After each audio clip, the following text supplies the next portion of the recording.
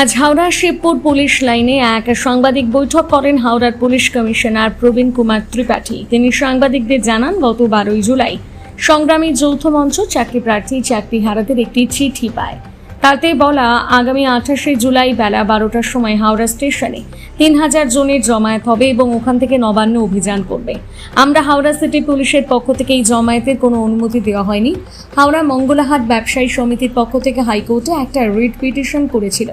উচ্চ আদালতের মহামান্য বিচারক জানিয়ে দেন, এই ধরনের কোনো জমায়েত করা যাবে না। যদি কেউ আইন ভাঙে, পুলিশ তার আইন অনুযায়ী ব্যবস্থা নেবে। আমরা 15 জুলাই মূলত 3টি কারণ দেখিয়ে ওদের চিঠি দিয়ে জানিয়ে দিই 28 জুলাই জমায়েত না করার জন্য।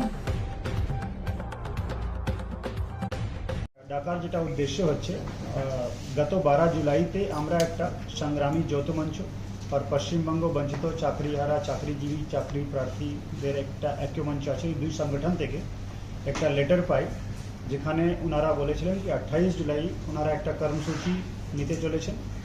28 জুলাই 12টার সময় হাওড়া রেলওয়ে স্টেশনে জমায়েত করে তারা নবান্নর দিকে যাবেন। নবান্ন চলো বলে এই প্রোগ্রাম, ওটা পাওয়ার পরে আমরা ওই চিঠিকে অ্যানালাইজ করি। ওর মধ্যে 3000 পার্টিসিপেন্টস ওরা পার্টিসিপেট করবে এই কথাটা বলা হয়েছিল। আর যে রুটের কথা বলা হয়েছিল ওটাও আমরা অ্যাসেসমেন্ট করলাম। আমাদের স্পেশাল ব্রাঞ্চ, আমাদের লোকাল পুলিশ স্টেশন সবের সঙ্গে ইনপুট নেওয়ার পরে, আর নবান্ন সারাউন্ডিং যেরকম একটা হাই সিকিউরিটি জোন, ওখানে অনেকগুলো ইম্পর্টেন্ট গভর্নমেন্ট অফিসেস আছে। এর ছাড়া রাস্তার ট্রাফিকের কি সিচুয়েশন হবে, সব কটা পয়েন্টকে মাথায় রেখে আমরা 15 তারিখে একটা চিঠি দিই। আমরা পরিষ্কার বলে দিয়েছিলাম কি এই প্রোগ্রামকে আমরা পারমিশন দিচ্ছি না। সেই জন্য ওনাদেরকে রিকোয়েস্ট করা হয়েছিল যে আপনারা এই ধরনের কোনো কর্মসূচি নেবেন না। এর ছাড়া তারপরে আমরা একটা নোটিশ পেলাম, এখানে যে মঙ্গলাহাট ব্যবসায়ী সমিতি আছে হাওড়াতে, আপনারা জানেন অনেক পুরানো তাদের একটা ব্যবসায়িক সংগঠন, হাজার হাজার দোকান ওখানে মঙ্গলাহাটে বসে। ওনাদের পক্ষ থেকে একটা রিট পিটিশন মাননীয় উচ্চ ন্যায়ালয়ের সমক্ষ পিটিশনটা ফাইল করা হলো। তার মধ্যে একটা রেসপন্ডেন্ট আমরাও ছিলাম। গতকাল মাননীয় উচ্চ ন্যায়ালয় একটা আদেশ দিয়েছেন, ওখানে খুব পরিষ্কারভাবে মাননীয় উচ্চ ন্যায়ালয় বলে দিয়েছেন কি যেহেতু এই কর্মসূচির অনুমতি পুলিশ দেয়নি, সেই জন্য যারা আইন ভায়োলেট করবে, আইন ভঙ্গ করবে, তাদের বিরুদ্ধে পুলিশ প্রয়োজনীয় ব্যবস্থা নিতে পারে। এটা মহামান্য আদালত খুব পরিষ্কারভাবে বলে দিয়েছেন।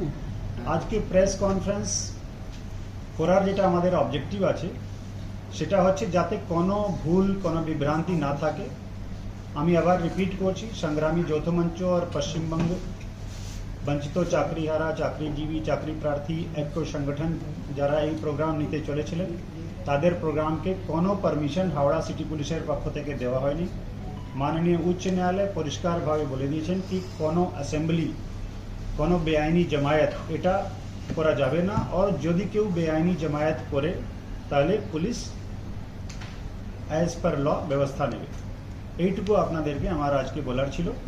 আপনাদের মাধ্যমে যাতে এই ইনফরমেশন, এই পার্টিকুলার প্রোগ্রামের লিগাল স্ট্যাটাস কি আছে এটা ক্লিয়ারলি যাতে লোকের সমক্ষ পৌঁছে যায়।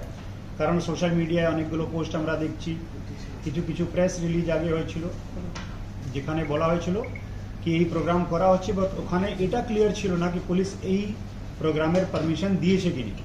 তো প্রথম আমি ক্লিয়ার করে দিলাম কি পুলিশ এই ধরনের কোনো প্রোগ্রামের পারমিশন দেয়নি।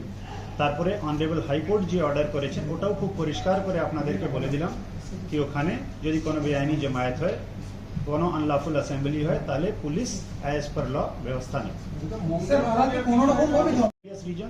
যে চিঠি আমরা দিয়েছিলাম ওর মধ্যে খুব পরিষ্কারভাবে কারণগুলো স্পষ্ট করে বলে দেওয়া হয়েছে। মঙ্গলাহাটের বিষয়টা নিয়ে তো ব্যবসায়ীরা হাইকোর্টে পিটিশন করেছিল, সেক্ষেত্রে তো ক্লিয়ার বলা আছে কি ডে টু ডে বেসিস উপরে যাদের কোনো কমার্শিয়াল অ্যাক্টিভিটিস আছে বা যে কোনো অ্যাক্টিভিটিস আছে ওটা যদি হ্যাম্পার হয় তাহলে এই ধরনের কোনো আনলফুল অ্যাসেম্বলি করা যাবে না। অ্যাট দ্য সেম টাইম যেটা সব থেকে ইম্পর্টেন্ট আছে কি পুলিশ তো এই প্রোগ্রামের পারমিশন দেয়নি। কোনো রুট, কোনো অ্যাসেম্বলি পয়েন্ট তার রিজন দেখিয়ে খুব পরিষ্কারভাবে ওনাদেরকে অনেক আগে 15 জুলাইতেই জানিয়ে দেওয়া হয়েছিল কি এই ধরনের কোনো প্রোগ্রাম করা যাবে না। সেক্ষেত্রে কোন কোন বিষয়গুলো ওটা আমরা একটা লেটার করেছি, ওনারা ওই লেটার পেয়েছেন।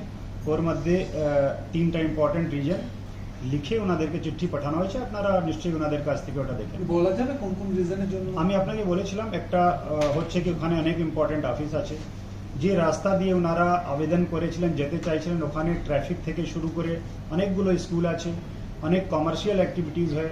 3000 লোক নিয়ে যদি এত লম্বা রুটে একটা প্রসেশন করা হয়, তাহলে এটা ওয়ার্কিং ডে আছে, মানডেতে এই ধরনের প্রোগ্রাম করা সম্ভব হবে না। সেই জন্য আমরা বিভিন্ন রিজনস দেখিয়ে ওনাদেরকে বলেছিলাম কি এই দিন এই প্রোগ্রাম না করতে। স্যার ওনারা যদি ডেট প্রশ্নের উপরে আমি কোনো রিপ্লাই এখন এই মুহূর্তে দিতে চাইছি না।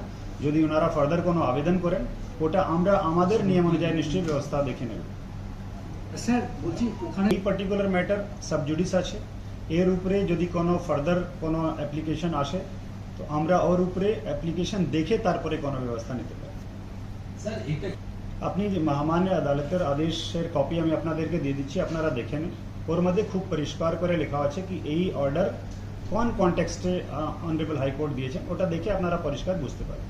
স্যার আমি পড়েছি অর্ডারে ওখানে এই জন্য বলছি কি কোনো ইমাজিনারি হাইপোথেটিক্যাল ইস্যুর উপরে আমি এখন বলছি না, ওটা যখন আমাদের সামনে আসবে আমরা আমাদের যে as per rules regulations law এটা ব্যবস্থা নেব। ঠিক আছে thank you so much. Sir